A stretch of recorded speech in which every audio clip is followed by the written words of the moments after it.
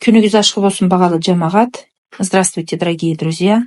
Это видеоответ на позорное решение комиссии Карачаево-Черкесского госуниверситета под руководством исполняющего обязанности ректора Узденова Таусултана Аубекировича от 7 августа 2023 года. Давайте посмотрим это решение и все документы, о которых говорится в этом решении.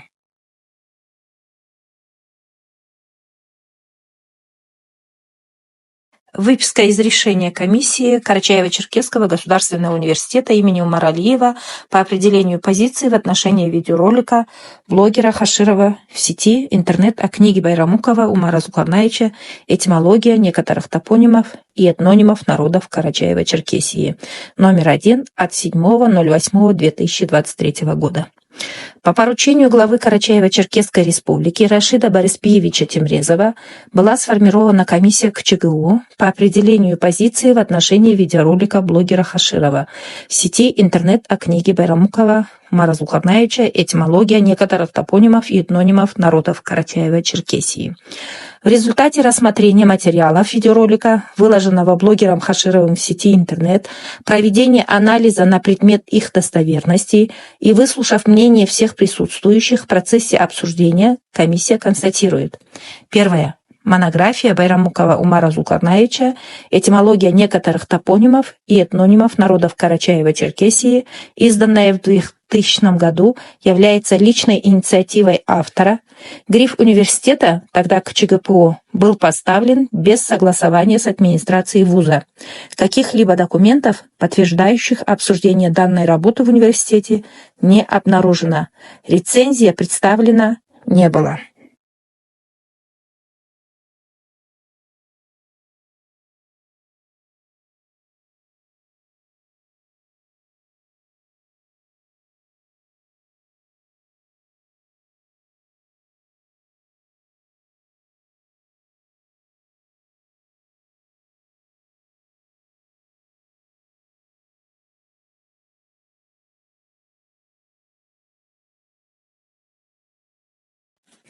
Представляем вашему вниманию первую рецензию. Рецензия на работу Байрамукова Умара Зулкарнаевича «Этимология некоторых топонимов и этнонимов народов Карачаево-Черкесии». Из-под пера известного карачаевского ученого, лингвиста и нафтоведа Байрамукова Умара Зулкарнаевича вышло несколько фундаментальных научных работ, широко известных в научных кругах, о происхождении карачаево-малкарского народа и о генезисе эпоса Нарты. Байрамуков Умар Зулкарнаевич в данной работе занимается как этимологией топонимов и этнонимов, так и их историей, так как язык связан с историей народа-носителя.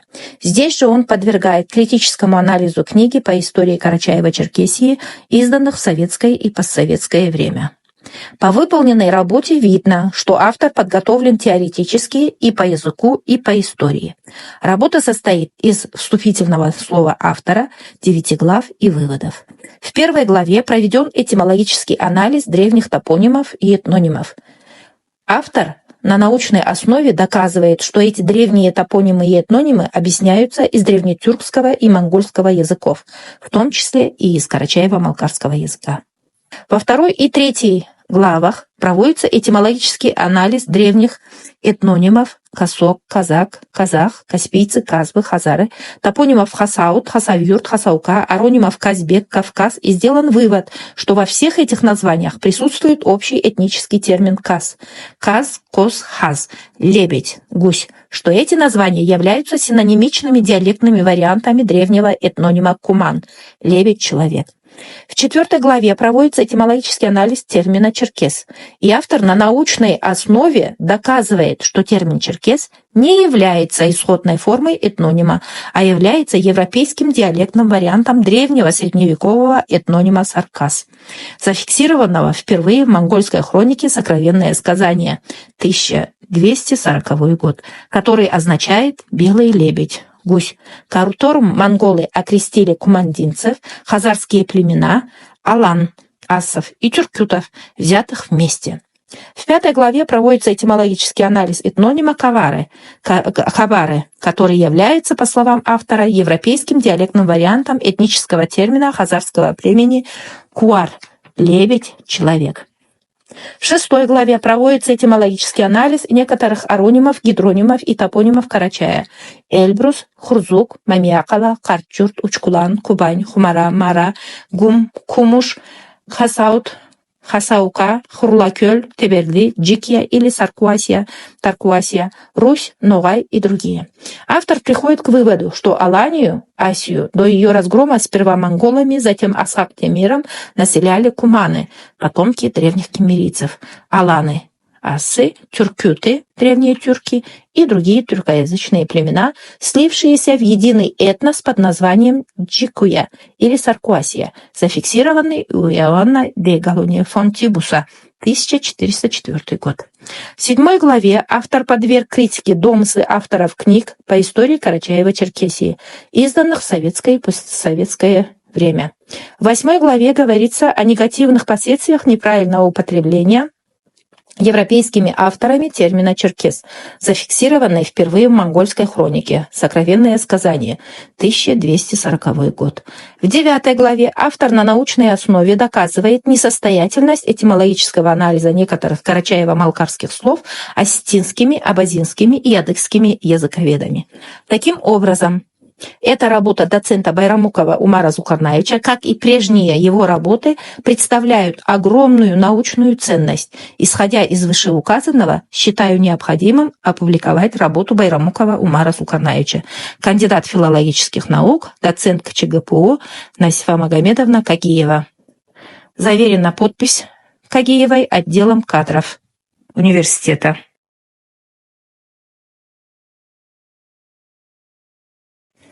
Следующий документ – рецензия на работу Байрамукова Умара Зулкарнаевича «Этимология некоторых топонимов и этнонимов народов Карачаева-Черкесии». Байрамуков Умар Зулкарнаевич известен читателю не только как поэт, языковед, но и как историк, и является первым из ученых, кто увязывает этимологию топонимов и этнонимов с историей народа-носителя, занимается критическим анализом книг по истории Карачаева-Черкесии, изданных в советское и постсоветское время. В частности, это видно из того, как он критически анализирует такие исторические труды, как очерки истории Карачаева-Черкесии, адыги, балкарцы и карачаевцы в известиях европейских авторов XIII-XIX веков, правовые нормы адыгов и балкаро-карачаевцев XV-XIX века и другие. Работа состоит из авторского слова, 9 глав и выводов. В 1 главе, проведя этимологический анализ этнонимов Синды, Керкеты, Зихи и так далее, автор цитирует из книги «Очерки истории Карачаева-Черкесии» следующую цитату. Греческие авторы VI века до нашей эры Орфей Критонский и Гекатий Милецкий впервые называют керкетов и меотские племена. Страбон, живший на рубеже нашей эры, среди прочих прибрежных племен впервые называют зихов. Меоты, зихи и керкеты являются древнейшими предками адыгов. Что касается названия керкеты, то в этом нетрудно узнать название черкесы. Автор отвечает адыгским историкам так. Нет никакого сомнения в том, что древнегреческие авторы VI века до нашей эры могли упоминать в своих сочинениях этнические термины синды, керкеты, зихи и так далее. Но вот вопрос, писали ли эти авторы, что синды, керкеты, зихи и другие являются предками адыгских племен? Писали ли они, что у синдов, керкетов, зихов и прочих в будущем, то есть через тысячелетия, могут появиться потомки под этническим названием адыги?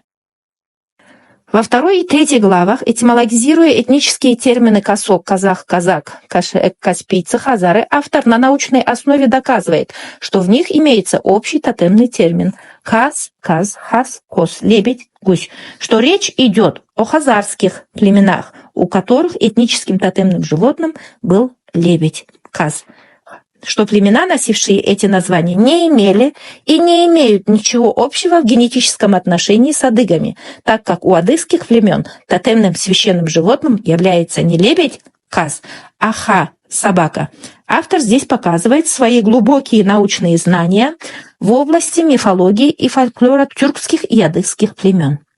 В 4 главе на основе исторических источников автор доказывает, что термин «черкес» является европейским диалектным вариантом этнонима «саркас», зафиксированного впервые в монгольской хронике «Сокровенное сказание» 1240 год, что саркасами монголы прозвали не адыгов, а куманов, кипчаков, аланов, ассов и тюркютов, древних тюрков, вместе взятых.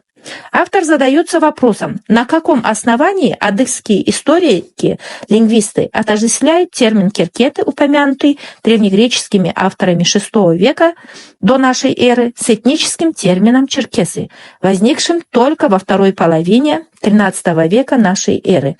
И отвечая на этот вопрос, автор на научной основе доказывает, что между керкетами, черкесами и адыгами нет никаких генетических связей. В 7 главе на основе исторических фактов автор доказывает, что адыгские историки занимаются домыслами, извращением исторических фактов. Например, адыгские историки отождествляют страну Кремух, упомянутую Барбаро, 1440 год, с крепостью Темрюк, построенной турками и Крымским ханством в 1519 году, то есть через 100 лет. В 8 главе автор на основании фактического материала показывает, как из-за неправильного употребления европейскими авторами термин «черкес» вместо исходной формы этнонима «саркас» ученые до сих пор не могли правильно расшифровать это слово. Вследствие такого неверного употребления стали называть адыгов черкесами. Далее автор цитирует из книги «Очерки истории Карачаева-Черкесии». В XIII веке монголы вытеснили алан из плоскостной Алании, в том числе из предгорной части Карачаева-Черкесии. Туда были оттеснены и кипчаки. Монголы в этих местах были недолго, и вскоре их покинули. Таким образом, предгорья от Лабы до Терека оказались в основном свободными. Отвечая на это заявление адыгских историков, Байрамуков пишет: «По адыгским историкам выходит, что монголы завоевали Северный Кавказ, проливали свою и чужую кровь, вытеснили из этих плодородных и удобных для земледелия и скотоводства земель алан, ясов, куман, хазар, тюркютов лишь только для того, чтобы вскоре покинуть их, чтобы вместо неугодных тюркоязычных народов, у которых тотемом является вол, поселить понравившихся им адыгов, у которых тотемом является собака». Куда ушли монголы? Если монголы ушли, то кто управлял могущественной Золотой Ордой до 1502 года? Может быть, адыги? Таких исторических ляпсусов в работах адыгских историков много. Таким образом, работа Байрамукова Умара Зулкарнаевича представляет научный интерес как в языковом, так и в историческом аспекте. Считаю нужным опубликовать работу Байрамукова Умара Зулкарнаевича, так как она нацеливает читателя критически отнестись к историческим работам, изданным в советское и постсоветское время. Кандидат исторических наук, профессор кафедры истории и культурологии КЧТИ Шаманов Ибрагим Магомедович, 28 апреля 1999 год. Подпись заверена отделом кадров Карачаево-Черкесского педагогического госуниверситета. Следующий документ – выписка из протокола номер 10 заседания кафедры карачаевской и ногайской филологии от 11.06.99 года.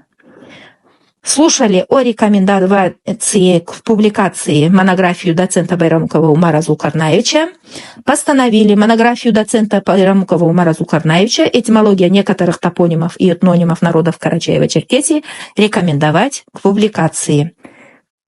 Завкафедрой Алимурат Хасанович Батчаев, секретарь Топраева.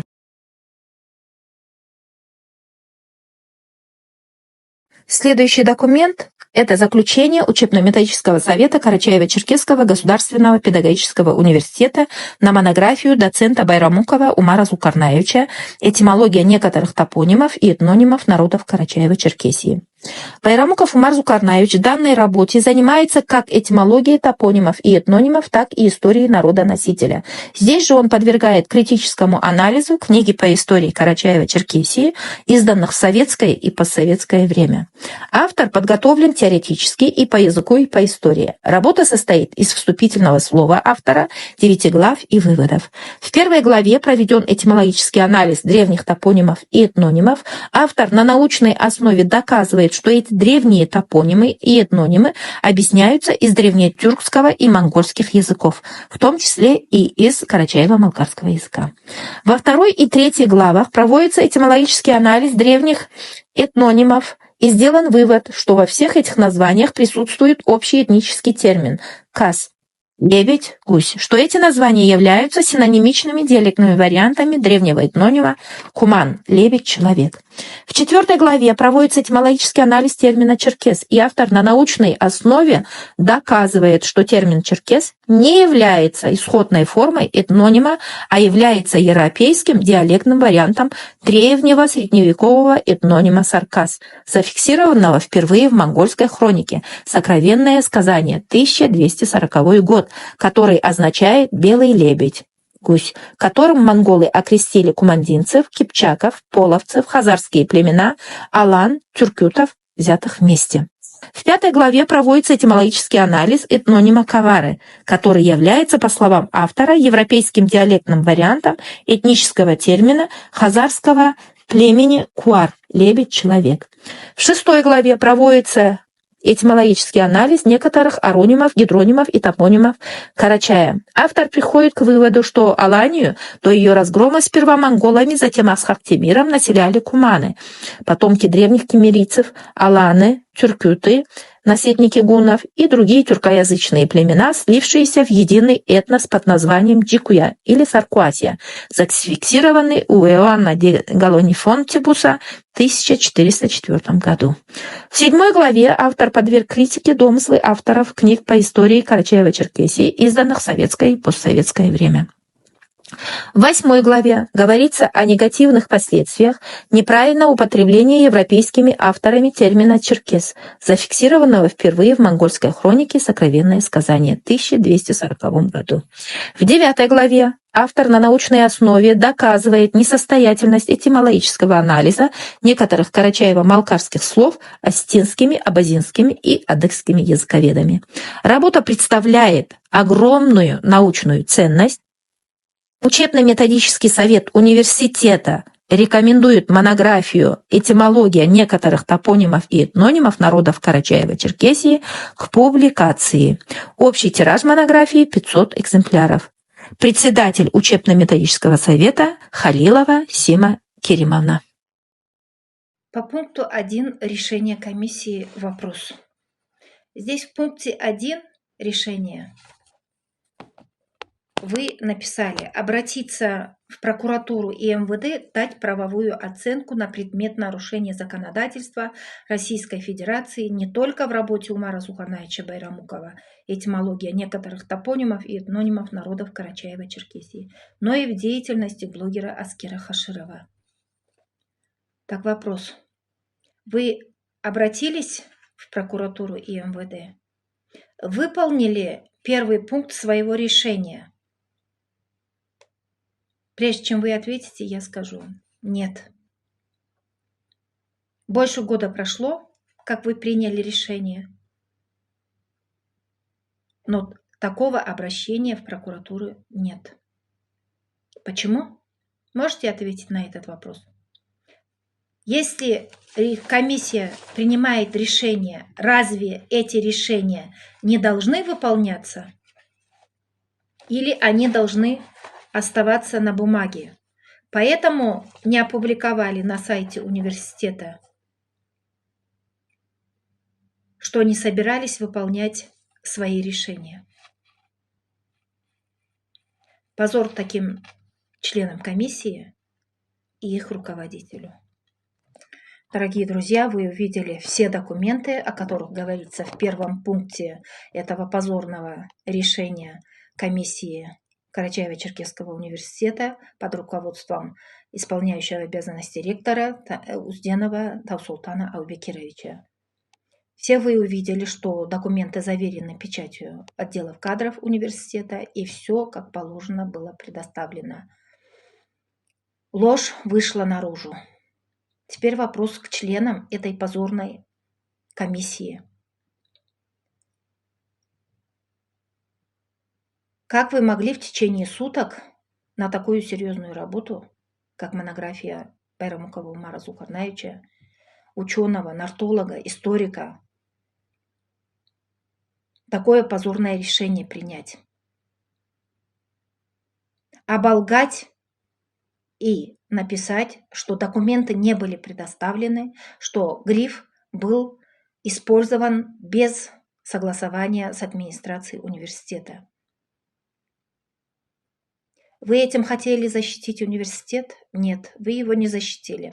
Вы в очередной раз опозорили университет и показали свою некомпетентность занимаемым вашим должностям, которые вы занимаете в этом университете. И особенно руководитель комиссии, исполняющий обязанности ректора, Узденов Таусултан Аубекирович.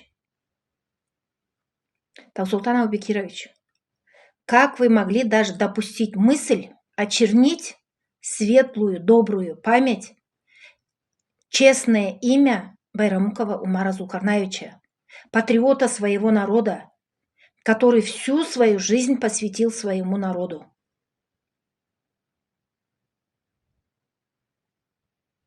Как вы могли ради своего кресла оболгать человека? Позор вам!